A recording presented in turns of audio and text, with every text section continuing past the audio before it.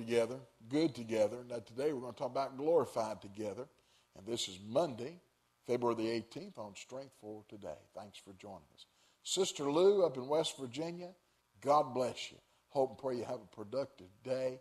And give Sister Beulah a call and straighten her out, okay?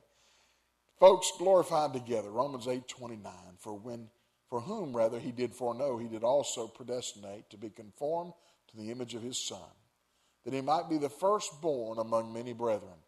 Moreover, whom he did predestinate, them he also called, and whom he called, them he also justified, and whom he justified, them also glorified.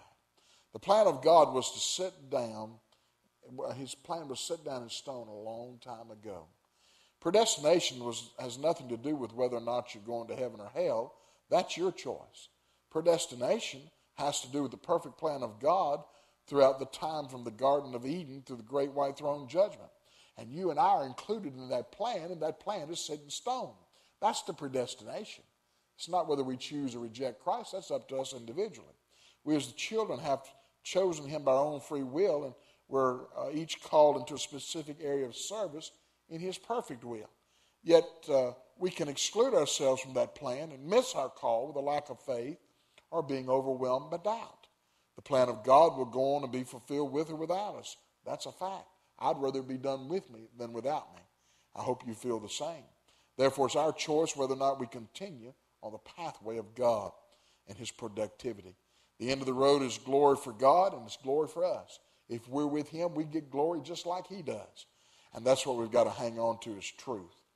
And the goal of God is that is to have us in complete submission to his will, that we can become mirror images of that perfect will. He wants us to submit and to follow his plan just like Jesus did all the way to Calvary.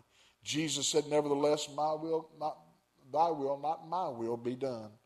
And if we're called, then we must be justified by faith. In other words, the proof's in our faith. Romans chapter 5, verse 1 is an important verse. Therefore, being justified by faith, we have peace with God through our Lord Jesus Christ. When God looks down from heaven and sees that we are believing, then he knows that we're ready for receiving. Believing leads to receiving. No believing, no receiving. We've got to learn to believe. And we'll never be glorified until we are first justified by faith. When he looks down and sees us trusting him, that gives him the green light to go forward. When we surrender and submit to God's perfect will, it's done. And in the end, we'll see the glory of God. But we've got to wait and trust and believe. Then we'll receive. Then the glory will come. May he be your strength for today and your hope for